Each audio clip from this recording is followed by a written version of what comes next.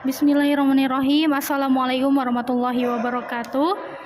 Kami dari kelompok 7 pengenalan informatika akan mempresentasikan hasil diskusi kami mengenai productivity application. Kami beranggotakan 5 orang. Yang pertama Serevina Serli Maulida, yang kedua ada Safa Dea Secaria, yang ketiga ada Siva Mutia Sairena Putri, yang keempat ada Sylvia Febriani, dan yang kelima ada Siti Ainur Rohmah. Baik, untuk penjelasan pertama akan dijelaskan oleh Safa. Untuk Safa dipersilahkan. Yang pertama ada productivity application. Apa sih itu productivity application? Kita tahu bahwa perangkat lunak atau aplikasi membantu kita dalam melakukan tugas sehari-hari di tempat kerja seperti komunikasi cepat, penyimpanan yang diperbesar, transfer data yang aman, atau berbagi file. Aplikasi semacam itu disebut aplikasi produktivitas. Mereka memungkinkan pengguna untuk melakukan tugas sehari-hari yang terlibat dalam pekerjaan dengan peningkatan produktivitas. Kita dapat dengan mudah menggunakan aplikasi produktivitas di perangkat seluler, ponsel cerdas, tablet, dan perangkat yang dapat dikenakan. Sekarang, setelah kita tahu apa itu aplikasi produktivitas, bagaimana cara kita menggunakannya? Kita tahu bahwa seseorang menghasilkan hasil yang baik. Selain itu, tentang meningkatkan kualitas kerja sambil menggunakan sumber daya input yang konstan.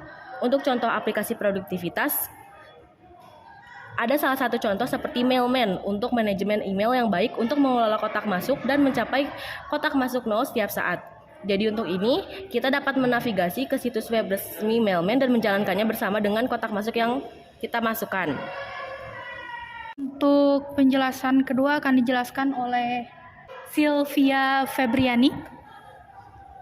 Baik, produktivitas application dibagi menjadi 2 bagian. Yang pertama ada produktivitas tool atau software, yang kedua produktivitas application. Produktivitas tool software terbagi menjadi 3. Yang pertama, perangkat lunak yang berisi alat produktivitas harus dibeli oleh pengguna. Yang kedua, perangkat lunak menggunakan ruang di komputer pengguna. Dan yang terakhir, hanya dapat diakses oleh komputer. Yang kedua, produktivitas application ada 3 bagian. Yang pertama, aplikasi produktivitas gratis. Yang kedua, disimpan secara aman secara online. Dan yang terakhir, dapat diakses oleh siapa saja, di mana saja, dengan akses komputer atau internet. Kemudian ada 3 produktivitas tool software. Yang pertama, application pengolah kata. Yang kedua, spreadsheet. Dan yang ketiga, database. Yang pertama, aplikasi pengolah data, perangkat lunak yang berfungsi untuk mengolah dokumen berisi teks ataupun gambar. Contohnya ada software. Yang kedua, spreadsheet mampu menyimpan informasi secara lengkap dan setiap kolom dapat menyimpan aspek informasi yang berbeda dari informasi seseorang. Dan yang terakhir ada database, gabungan informasi yang memuat di dalam komputer secara terancang sehingga bisa dikontrol memakai sesuatu program komputer. Dan contohnya ada PHP MyAdmin.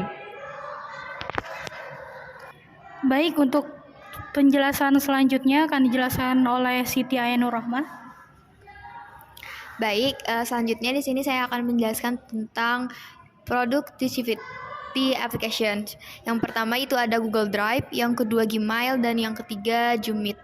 Yang pertama ada Google Drive, yaitu untuk menyimpan data seperti gambar, video, file, dan lain-lain sebagainya. Yang kedua ada Gmail, yaitu layanan surel yang dikembangkan oleh Google dalam bentuk web HTTPS. Dengan Gmail, seseorang dapat saling berkirim surat atau pesan elektronik melalui jaringan internet. Dan yang terakhir ada Jumit, yaitu komunikasi dengan menggunakan video dan audio melalui jaringan internet. Selanjutnya ada keuntungan dari productivity application. Yang pertama ada better prioritization, yaitu kurangnya prioritas menyebabkan kurangnya produktivitas dan mencegah pertumbuhan bisnis. Oleh karena itu, sangat disarankan untuk menggunakan alat produktivitas tersebut untuk menikmati keunggulan perangkat lunak produktivitas. Oke, selanjutnya akan dijelaskan oleh saya sendiri, yaitu better communication. Better communication, banyak contoh aplikasi produktivitas bekerja seperti automated switch dalam pekerja, dan karenanya kita bisa mendapatkan waktu dari tugas sehari-hari. Juga menggunakan atau memungkinkan kita lebih banyak waktu dan kita dapat fokus pada kegiatan dan keterampilan penting lainnya. Ini juga mendukung anggota tim dalam menyelesaikan pekerjaan tanpa komplikasi di antara rekan kerja. Mereka memberikan komunikasi yang lebih baik antara rekan satu tim dan mencegah pemborosan waktu. Utas obrolan digunakan untuk menandai antar rekan tim alih-alih meneruskan pesan. Yang ketiga ada better focus, yaitu aplikasi produktivitas yang membuat kita lebih fokus saat bekerja. Aplikasi semacam ini menawarkan mode fokus atau mode jangan ganggu untuk menjaga otak kita hanya di tempat yang sama. Juga dapat membantu untuk mengelola kehidupan digital dan mengurangi dokumen yang membosankan, yang menghemat banyak waktu dan tidak lagi tenggelam dalam bundel kertas. Baik, selanjutnya akan dijelaskan oleh Serevina. Oke, yang terakhir ada better than efficient. Terakhir, hal penting yang diizinkan oleh aplikasi produktivitas adalah lebih banyak waktu. Waktu adalah sumber daya produktivitas yang penting dalam bisnis. Aplikasi produktivitas semacam itu berfungsi sebagai alat manajemen waktu sehingga Anda dapat memanfaatkan waktu Anda sebaik-baiknya. Jika Anda menyelesaikan pekerjaan sehari-hari menggunakan alat produktivitas ini, satu-satunya hal yang akan Anda perhatikan adalah bisnis yang berkembang sebagai keunggulan perangkat lunak produktivitas. Untuk demonstrasinya akan dijelaskan oleh Serevina. Saya Sarevina Salimaulida ingin menjelaskan atau menampilkan dari website atau aplikasi dari kelompok kami, Productivity Application. Jadi saya akan menampilkan website yang pernah saya buat, yaitu website pengaduan masyarakat online. Jadi di sini ada fungsi dari pengaduan masyarakat online yaitu untuk membantu dan memudahkan masyarakat dalam menyampaikan pengaduan atau keluhan mengenai pelayanan publik tertentu. Jadi di sini saya akan menampilkan langkah membuat laporannya. Jadi ada 3 langkah pengaduan. Yang pertama itu masuk akun, daftar akun baru atau masuk akun dan melengkapi data dirinya. Dan yang kedua itu ada kirim pengaduan, kirim keluhan atau aspirasi pada menu utama. Dan yang ketiga itu di situ ada tanggapannya tunggu persetujuan serta tanggapan dari petugas kami. Jadi Oke, di sini saya akan mencoba untuk daftar. Jika Anda belum mempunyai akun, maka klik daftar, dan jika Anda sudah mempunyai akun, jadi di sini saya akan mengklik daftar terlebih dahulu. Jadi di sini akan muncul form untuk mendaftar akun tersebut. Jadi kita coba untuk mengisi nama lengkap terlebih dahulu dan mengisi username, kemudian masukkan nick sesuai dengan KTP-nya. Ini contoh saja ya. Dan kemudian passwordnya yang mudah diingat. Di sini jika ingin menampilkan atau tidak menampilkan. Di sini kita masukkan nomornya dan alamat tinggalnya. Jika sudah terisi semua, maka klik daftar. Dan di sini berhasil membuat akun. Oke, jadi di sini jika Anda berhasil membuat akun dan login, maka akan muncul dashboard seperti di sini. Dan untuk membuat laporannya, maka klik tombol buat laporan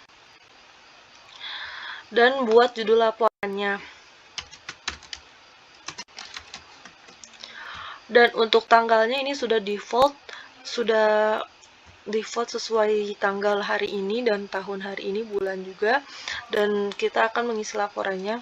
Contohnya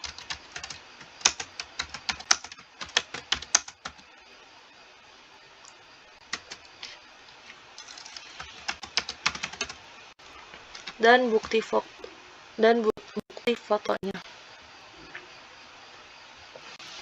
Maka jika sudah terisi semua, klik kirim.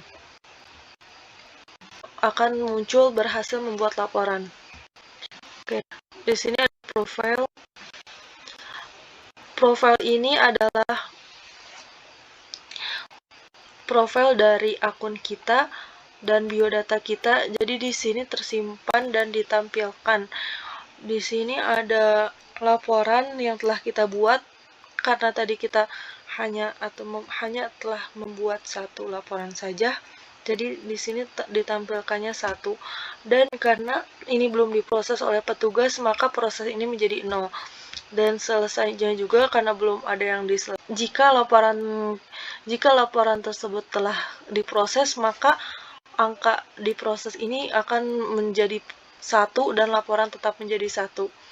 Dan jika laporan tersebut telah diselesai, angka selesai ini akan menjadi 1. Akan menjadi 1. Dan jika Anda ingin mengedit profil atau ingin mengubah nama lengkap Anda atau nomor telepon Anda, maka bisa diubah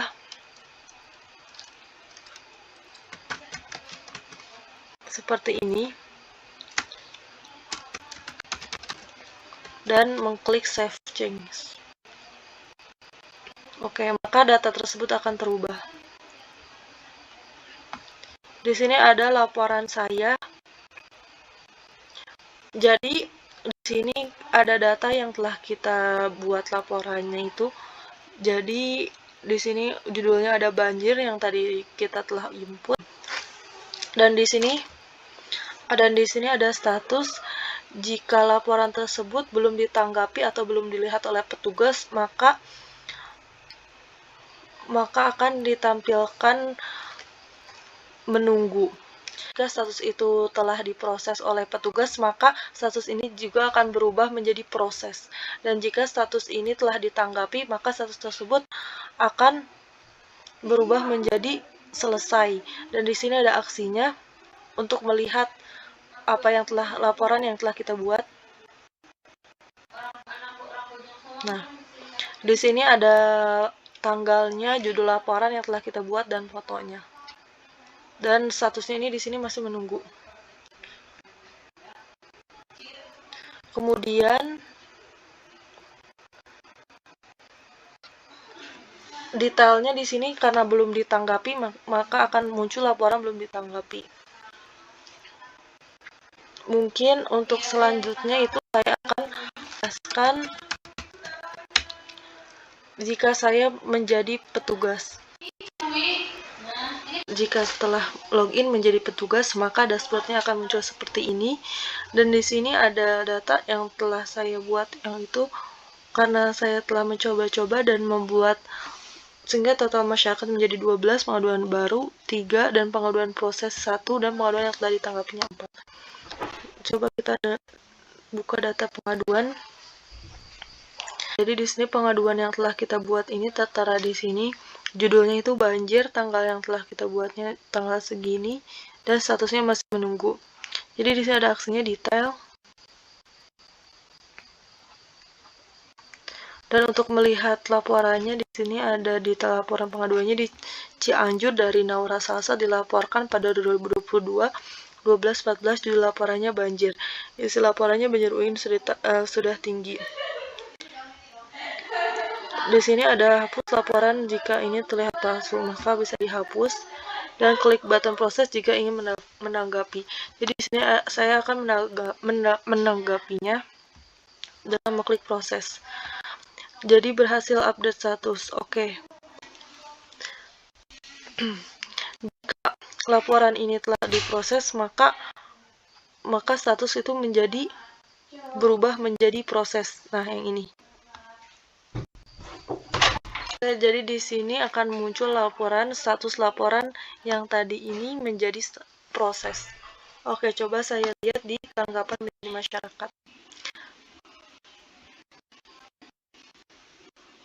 Nah, jadi di sini laporannya berubah statusnya menjadi proses. Jadi kita beri tanggapannya di sini.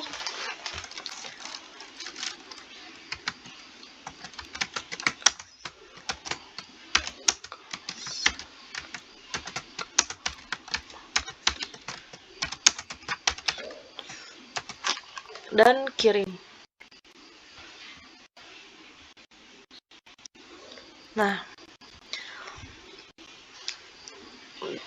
laporan yang telah kami tanggapi maka akan berubah menjadi statusnya menjadi selesai. Nah, laporan ini telah ditanggapi. Dan jika saya menjadi masyarakat akan berubah menjadi selesai. Nah, jika ingin melihat tanggapannya maka klik detail dan tanggapan petugas ini dengan petugas yang namanya ini memberi tanggapan, petugas akan segera menindaklanjuti. Ditanggapinya pada tanggal 2022 tanggal itu juga. Dan jika ingin melihat data tanggapan yang petugas tadi, data tanggapan yang petugas yang telah dibuat oleh masyarakat. Dan profil petugasnya di sini ada menunggu proses dan selesai. Dan nama lengkapnya juga bisa diubah.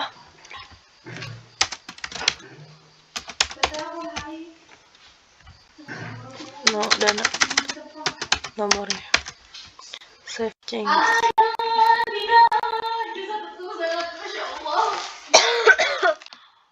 Oke, di sini juga saya karena membuat loginnya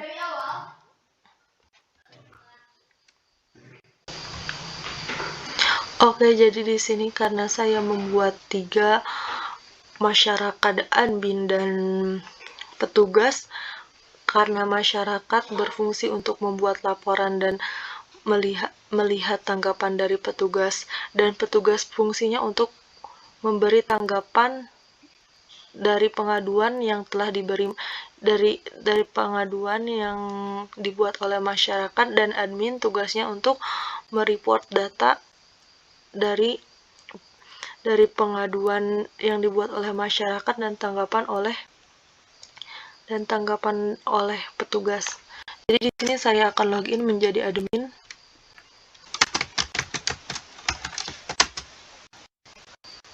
Oke, di sini saya akan menjelaskan tugas dari admin dan fitur-fitur yang tersedia dalam admin ini.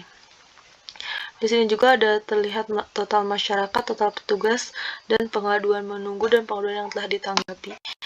Karena di sini hanya bisa melihat data pengaduan, data tanggapan, jadi tidak bisa menanggapinya. Jadi di sini hanya bisa mereport data saja. Jika Anda ingin mereport data dari tanggal pengaduan awal, sesuai tanggal misalnya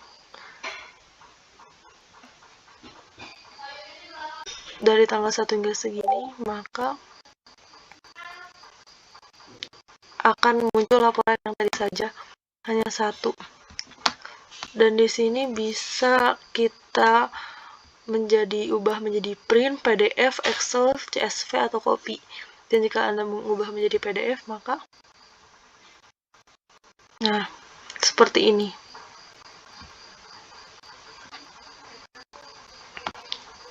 Dan jika Anda ingin mencari data nicknya, maka klik ini dari tanggal segini sampai segini, dari tanggal 2 sampai 26,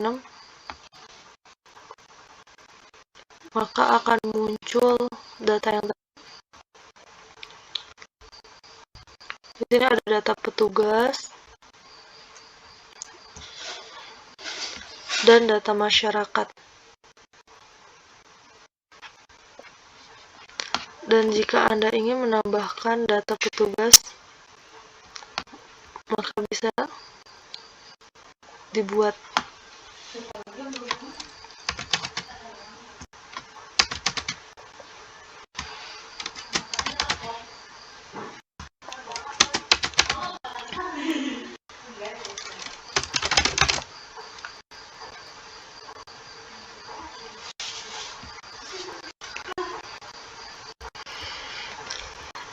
Dan hasilnya ini. Jadi saya membuat website tersebut menggunakan framework CodeIgniter dan juga menggunakan database dan disimpan di dalam phpMyAdmin ini. Database dengan nama database dbpm. Di sini ada tabel masyarakat, petugas, TB masyarakat, TB pengaduan, TB petugas, TB tanggapan. Jadi di sini ada TB petugas,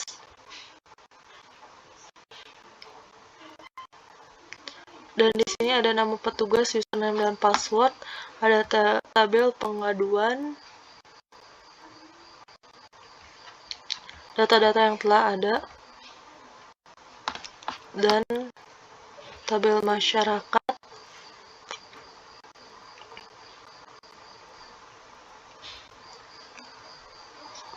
dan tabel tanggapan.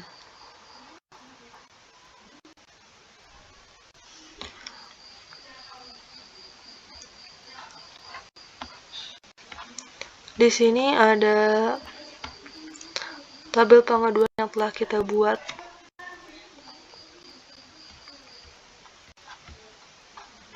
Selesai. Dan nicknya, jika kita klik nick yang ini, maka akan terhubung dengan nick yang ada di TB masyarakat. Karena di sini saya menggunakan TB database relationship, jadi datanya terhubung. Di sini saya menggunakan RDBMS Relationship Database Management System, sehingga nick yang terdapat dalam tabel pengaduan masyarakat itu terhubung dengan tabel masyarakat. Contohnya seperti ini. Dan nick ini termasuk dalam primary key, itu kata kunci pertama, dan dihubungkan dengan foreign key, yaitu kata kunci kedua, yang menghubungkan dengan kata kunci utama primary key.